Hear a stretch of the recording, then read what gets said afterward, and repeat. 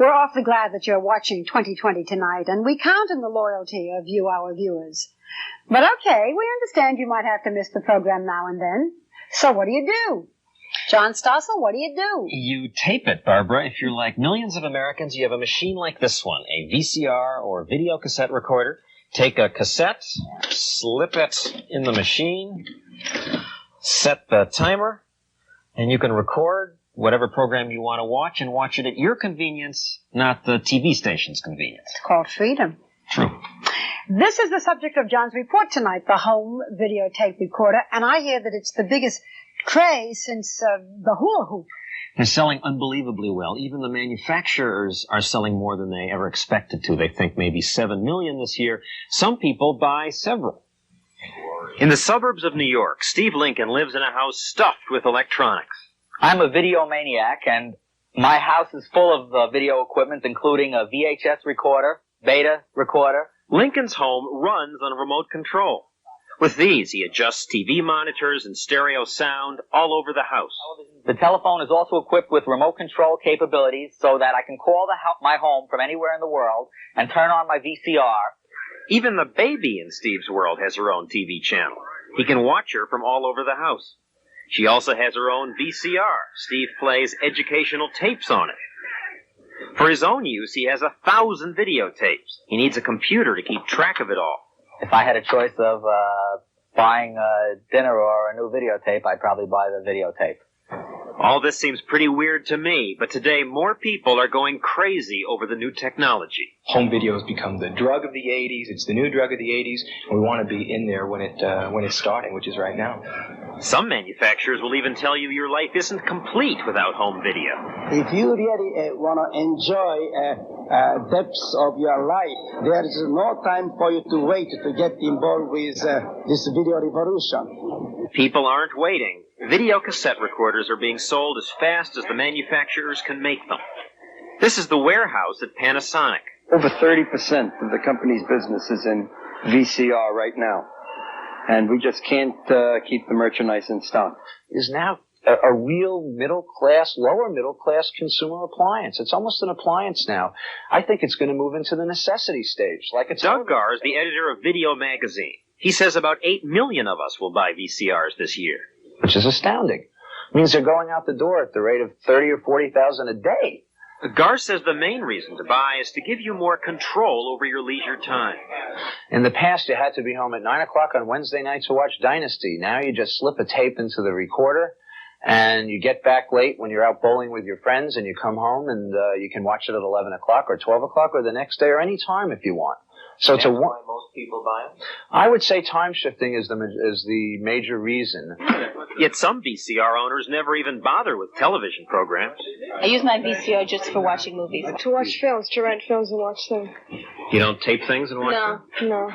Video stores like this one are opening up all over. I've never seen a retail business grow so fast. Shelves that used to display televisions or candy or cigars now are filled with videotapes. This store offers some 4,000 different movies. Most of these places began by selling the movies, but at $75 a crack, that scared a lot of people away. Business really took off when they began renting them. At this store, they charge $8 for a 2-day rental. Many customers spend $55 on a video credit card, and then they get to rent for half price. At some stores, there have been price wars, and you can rent tapes for $1 a night. How often do you watch tapes? Well, I have to confess to certainly 4 or 5 movies a week. I come to rent movies for my son because in the morning, if I put on a good video movie for him, he'll let me sleep an hour later. It's a babysitter that you can't beat. So how much money do you spend a month to keep him babysat for? Oh, How much, Jay?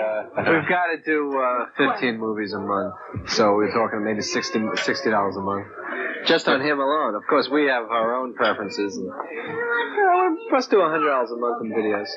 Last year, we Americans spent $700 million buying and renting home video cassettes. So Michael Jackson could thrill us, Jane Fonda exercise us, big movies entertain us, and X-rated cassettes arouse us, all in our living rooms. The video store owner says this makes him rather intimate with his customers. You get to know all different things about them. You know what they watch, what they do at night.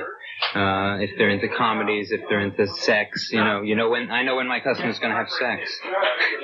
X-rated films once dominated the business, and they still sell well right alongside movies for kids. But now there's a rush by producers to get into the lucrative home market with tapes for every taste.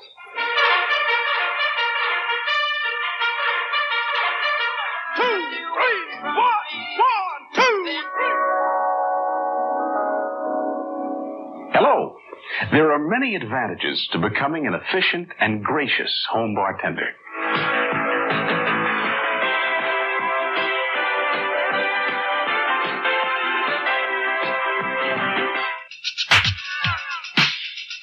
Now watch the same move in slow motion, and you'll see that you make your arm wave by moving one joint after the other. Home video is an expanding marketplace. It started a couple of years ago from nothing and seems to be going through the roof. The movie Flashdance has sold 300,000 copies so far. Raiders of the Lost Ark has sold even more. Last month, the distributor paid $3 million for cassette rights to a movie that has yet to be made. The home video business, if you include hardware and software, is almost $1 billion business today.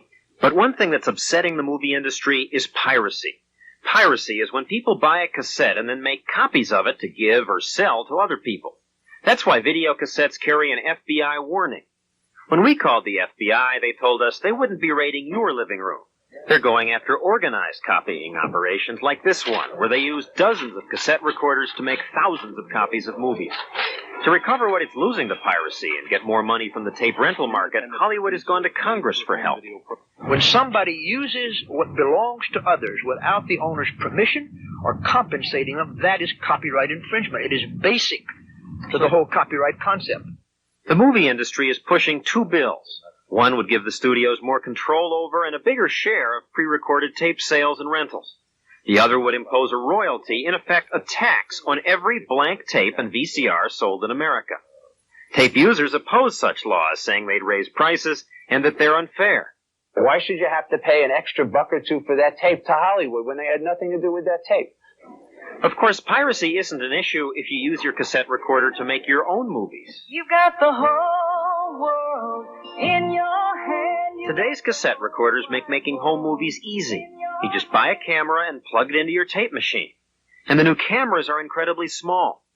And with tape, unlike film, you don't have to wait for processing. You just shoot your pictures and then slip the cassette into the VCR and show your friends. And if it gets a little boring, Uncle Dave's trip to China was boring. Fast forward through the Great Wall Part. Some people use home video cameras to make real movies. A satire of a TV film critics show won an award. It's like, for sure got me. Well, no, I have to disagree with you. I thought the lawyer really carried the show by himself. Well, it looks like we disagree again. I'm David Camatoy. And I'm Paul Ashley. We gotta go. Bye. All this technology sounds terrific. But if you want to participate, how do you decide which machine to buy? Oh, Jerry, you're going to buy a video recorder, huh? Yep. Jerry, trust me. You want the one with the high writing speed. No. Believe me, Jerry, you need convenient front loading. Hey, my friend, programmability. Every manufacturer will tell you their machine is it. This is it. RCA has the first VHS hi-fi machine. This is it. I've got 3 breakthrough products with me today from Sony Corporation. This is it. We at Kodak feel that the new Kodavision... This is really it. If you're not confused yet, you will be when you take a look at this place. This is the Consumer Electronics Show held this week in Chicago. All the manufacturers come here to show off their version of what they think is it. The manufacturers will do just about anything to make their products stand out. Their goal is to attract the attention of store owners and buyers for retail stores. 90,000 of them are here. They're trying to decide which electronic products to buy so they can resell them to us later. We just try to outguess the public and try to determine what we think they're going to like and take a chance. Everyone's in video now. If you don't know what to buy, how are your customers supposed to know? I got it. They'll buy what we buy for them. What are you going to buy? I didn't buy anything. I'm mixed up, too. High tech is what they say they're here for, though it's interesting. Conventions will be conventions. The longest line is made up of people waiting to get an autographed copy of Playboy. Not that the product displays weren't interesting. Memorex has an exhibit bragging that its videotapes can break glass, too. Let's see if it can.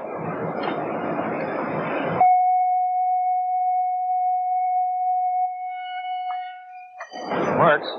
Now, other companies' tapes would break glass, too, right? Sure, I believe they would. Pioneer is selling a jukebox that plays not just music, but music videos. And they're also selling a special lounge chair that pumps sound into you as you watch TV. Speakers are built into the chair. But the big seller is still the video cassette recorder. No cassette is inside. No cassette. This year they have a machine that talks to you, and a VCR that lets you set the machine to record programs up to a year in advance. Now, I don't know why anyone needs these things. Perhaps more appealing is the sound quality of the new machines. Hans Fontel is audio-video critic for the New York Times. Up to now, the sound portion on all VCRs has been pretty crummy. Until now. The hottest VCRs this fall will be hi-fi stereo machines. Be warned, stereo and hi-fi stereo are not the same thing. Stereo merely means that you differentiate between left and right, that you've got two channels. Now, both channels can be lousy. High fidelity means that you get clear, natural sound over the full range from the lowest bass to the uppermost highs. The new hi-fi machines have that.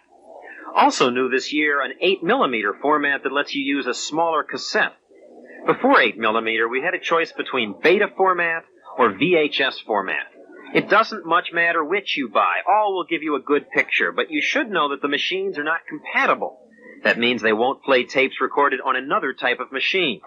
So if you're buying a VCR, it's a good idea to buy the same format your friends own. Then you can exchange tapes. Today, most Americans own VHS machines. And don't get hung up on brand names. There are 22 different brands, but all of them are made by just 7 Japanese companies, and much of the basic equipment is standardized. Now, if you're confused about which equipment to buy, some stores will solve the problem for you by selling you a video room. This one's at New York Video. It has all the state-of-the-art technology, including a 10-foot TV screen. It's all yours for $59.99. That's $59,990.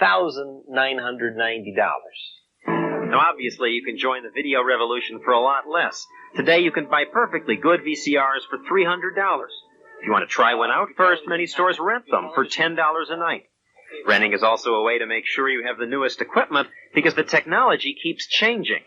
Soon we'll be seeing stereo TVs, tiny screens, 2- and 3-screen TVs, still fancier cassette recorders, even a TV that lets you participate.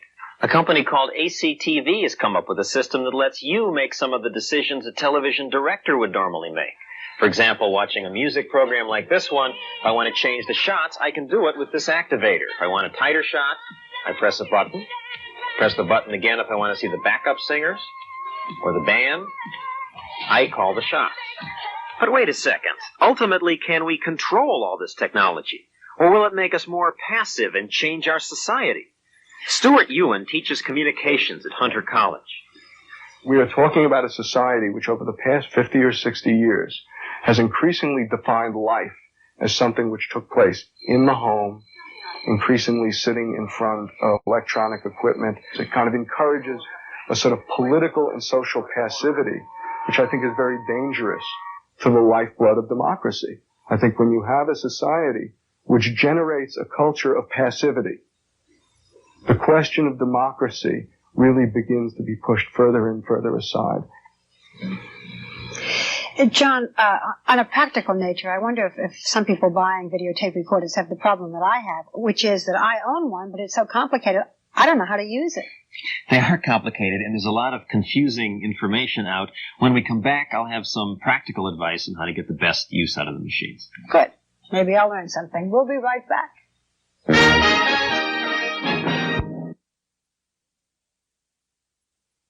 We've been talking about home videotape recorders, and as I was saying to John, and maybe you have the same problem, I have a home videotape recorder, but it's so complicated that I need a videotape to teach me how to use my videotape. Do they make those? They actually have those, They do? so they're expensive. I think it's easier just to ask the store for help. Most stores we called said they would come to your house, hook up the machine for you, show you how to use it. Some said they might charge you $20 or $30. Some will do it free. You don't make house calls. Not since I got steady work. But I do have some advice from the experts on buying and using these machines. Some of the advice may surprise you. First, list price is a joke. Don't pay list or suggested retail price. We called dozens of stores. The average prices were 20% below list. I'm sure they'd like to sell it to us for list price, but if you shop around at all, you can buy a $500 machine for about $400. Second, I've always assumed that if I wanted the best picture when taping something, I should buy brand new videotape, and that's what stores that sell this stuff have told me. In fact, the experts say that for complicated technical reasons, you may get a slightly better picture using tape you've used before. You don't need to buy new tape. Of course, after about 100 plays, the picture quality will get worse. Third, after time, your VCR picture will get snowy, like this. Probably means the video heads need cleaning. Video service centers will be happy to do that, but they'll charge you as much as $89 for it. But you don't need to spend all that money. For about $15, you can buy a special head cleaning cassette. Just insert it in the machine, press play, let it run for about 30 seconds, and that cleans the heads. You don't need to bring the machine into an expensive service center. The best pictures, by the way, are not on tape at all, but on laser discs, where the quality is unsurpassed. But you can't record on disc yet. Another tip, rewind your tapes after you use them and store them upright, like this, not lying down flat. Storing them upright keeps the edges of the tape from being damaged. And finally, when you buy new videotape, it's a good idea to fast forward it and then rewind it once before recording gets in the tape during shipping, and the slack can give you a bad picture. Does that help? Yeah. Very interesting. Very informative. I thank you. And if you don't mind just repeating all of that, we'll tape it. You should have taped it already.